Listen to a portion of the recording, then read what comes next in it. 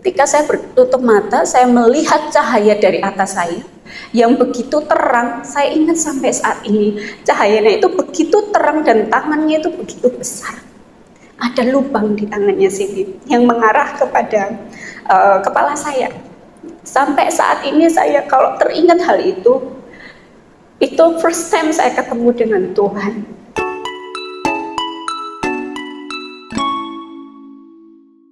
Shalom, halo Bapak Ibu dan teman-teman semuanya. Perkenalkan, nama saya Yemima Dia.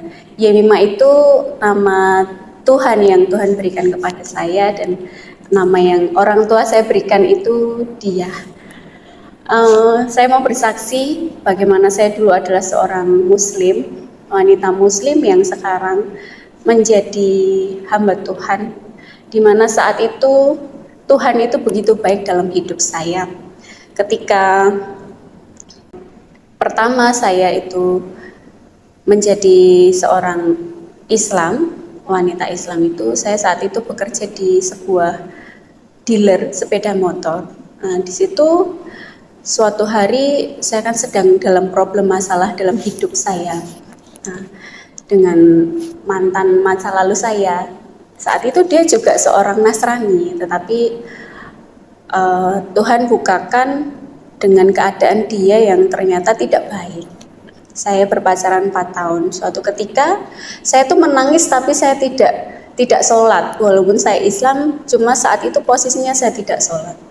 Saya berkata seperti ini karena hampir 1 bulan adanya itu saya hampir tidak bisa tidur setiap malam. Saya menangis terus setiap hari dan saya berkata, Tuhan, Gusti, saya capek. Kalau memang ada orang yang bisa nolong hidup saya, ya sudah, itu jodoh saya. Itu ya saya ucapin kepada Tuhan. Tuhan saya waktu itu ya, tapi karena saya belum kenal Tuhan Yesus, tapi saya doanya juga dengan Tuhan seperti itu saja, tidak menyebut Allah SWT atau bagaimana, itu enggak. Lalu pada kemudian hari ada seorang laki-laki itu yang datang ambil STNK ke tempat pekerjaan saya, ya yang sekarang jadi suami saya ini. Tiba-tiba ngobrol-ngobrol, saya nggak tahu kalau dia akan menolong hidup saya. Suatu ketika dia ngajak saya ketemuan. Nah, di situ tiba-tiba laki-laki ini berkata kepada saya, kamu sedang dalam masalah ya? Kamu sedang ada masalah dengan seorang laki-laki seperti ini, seperti ini, seperti ini, seperti ini. Di dalam hati saya kaget. Lalu saya tanya sama laki-laki ini, kamu ini apa dukun? Dalam hati saya orang yang mengerti seperti itu kan dukun ya gitu. Bukan, saya tahu ini Tuhan yang ngasih tahu saya. Dan Tuhan berkata, tolong wanita itu selamatkan dia. Lalu dia berkata, kamu mau nggak tak doain? Tapi doanya dalam nama Tuhan Yesus. Saya diam sejenak saat itu. Di dalam hati saya berkata bahwa Yesus itu di dalam agama saya dulu, Yesus itu adalah seorang nabi. Dia adalah Nabi Isa kalau di dalam Islam itu. Tetapi ketika saya berdiam, tiba-tiba hati saya berkata, ya sudah, kamu kan butuh seorang penolong. Ya sudah, saya terus mau didoakan sama laki-laki ini. Ketika saya didoakan, tiba-tiba yang mendoakan saya ini nggak lama kemudian, dia itu panas tinggi. Laki-laki ini yang sekarang jadi suami saya itu panas tinggi sampai 40 derajat. Saya kebingungan saat itu, langsung bawa ke rumah sakit. Ketika sampai di rumah sakit dan didiagnosis dokter itu nggak ada apa-apa. Loh Bapak, ini normal, dari suhunya segini tapi habis makan apa Pak kok bisa seperti ini? Dan dokter tuh nggak tahu penyakitnya apa, sudah nggak ada apa-apa disuruh pulang. Ternyata dia berpesan kepada saya, nanti pukul jam 7 nak, panasnya itu selesai, kata laki-laki ini. Lah kok bisa selesai lah, tadi kenapa panas? Kalau aku nanti terjadi apa-apa, semua ini aku lakukan untukmu, katanya. Itu, tapi di sini saya melihat bahwa apakah benar orang ini yang memang Tuhan kirim untuk menolong saya. Suatu ketika, terus akhirnya orang ini melamar saya, jadi sekarang menjadi suami saya. Di situ terus saya dibawa diinjili, siapa itu Tuhan, siapa itu Bapa, Yesus dan Roh Kudus. Bagi saya saat itu 3 pribadi menjadi satu itu hal yang konyol. Kayaknya nggak mungkin deh. Terus karena saya itu terus ngeyel ibaratnya, suami saya itu dia berkata seperti ini, yaudah kalau kamu belum mau percaya, ayo tak ajak ke gereja. Saya dibawa ke suatu gereja di Solo saat itu, ditaruh di paling depan sendiri. Nah, saya ingat bener momen-momen pertama itu, bahwasannya saya pertama masuk ke gereja, ditaruh di depan sendiri. Dan anehnya itu ketika saya berdiri, semua jemaat itu memuji-muji Tuhan di situ. Saya merasa lagu-lagu rohani yang dibawakan ini, saya pernah menyanyikan lagu ini, tapi di mana? Itu yang saya heran, dan kok hafal lagu ini ya, dari mana? Saya juga nggak tahu kenapa itu terjadi. Akhirnya setelah Pak Pendetanya ini naik dan dia berbahasa roh, di situ saya tuh sudah seperti mau tumbang, mau jatuh, sampai gemeter semua. Dan saya tutup mata saat itu posisinya. Ketika saya tutup mata, saya melihat cahaya dari atas saya yang begitu terang. Saya ingat sampai saat ini, cahayanya itu begitu terang dan tangannya itu begitu besar. Ada lubang di tangannya sini yang mengarah kepada kepala saya. Sampai saat ini saya kalau teringat hal itu first time saya ketemu dengan Tuhan. Dan Tuhan menyatakan bahwa inilah aku yang mati di kayu salib untuk kamu. Dan saya merasa, oh iya, ternyata Tuhan ini yang selama ini menemani hidup saya. Disitulah pertama saya bertemu dengan Tuhan. Lalu ketika saya bertemu dengan Tuhan, tidak selesai di situ saja, terus saya itu langsung menjadi pribadi yang ada saat ini. Dulu karakter saya itu, saya dulu pernah keperdukunan. Orang tua saya itu semuanya Muslim. Dari orang tua saya juga percaya dengan perdukunan. Dari nenek-nenek saya itu haji, bahkan kakek saya itu seorang ustadz. Pasti mereka terpukul, iya. Tapi bagi saya, first time saya ketemu Tuhan ini, itu suatu hal yang sudah tidak bisa melepaskan saya untuk tidak percaya bahwa Tuhan Yesus itu adalah Tuhan yang benar-benar, Tuhan yang selama ini saya nantikan. Lalu ketika pulang, akhirnya saya dibaptis. Selesai baptis itu saya ingat setiap hari itu saya itu mimpi buruk setiap hari. Jadi ada suatu pertentangan ketika saya sudah dibaptis, itu kan Tuhan membawa saya ke jalan yang terang. Jadi ada pertentangan dari gelapnya di masa lalu saya dengan terang yang ada saat ini. Itu apa? Saya setiap hari itu mimpi buruk. Bahkan di atas plafon setiap kali tidur itu seperti dilempar batu, itu setiap hari seperti itu.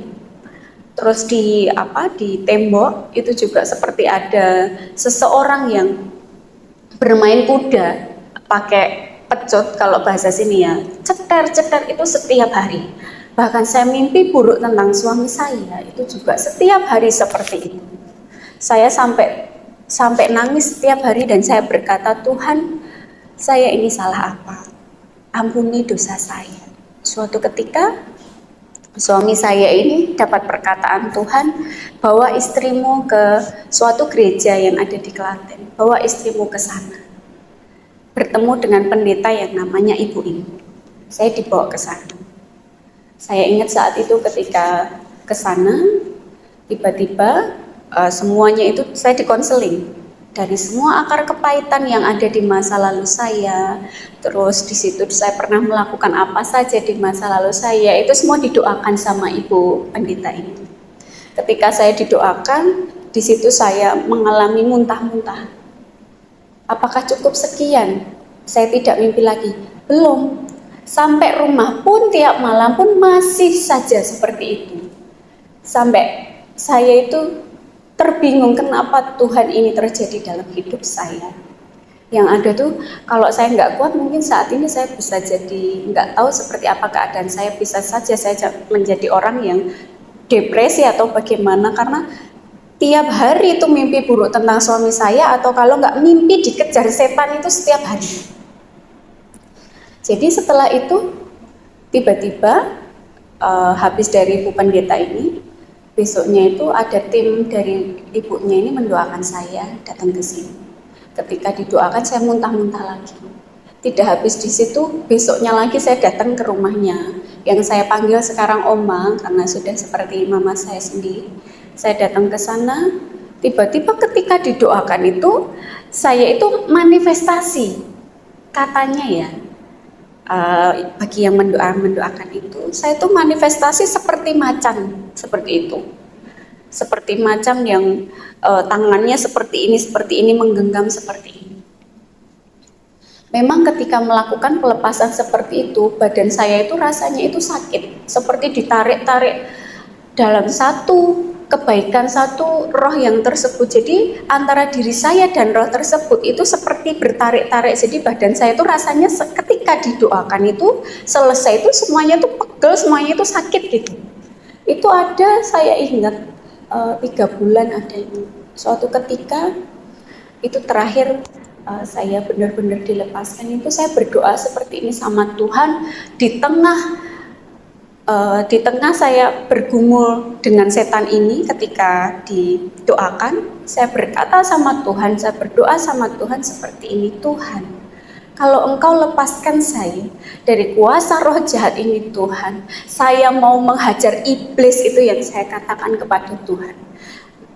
Setelah saya berdoa seperti itu, saya ingat saya itu terpanting dari saya yang seperti ini, seperti macan seperti itu, langsung terpanting balik seperti salto, jeblak gitu, jatuh.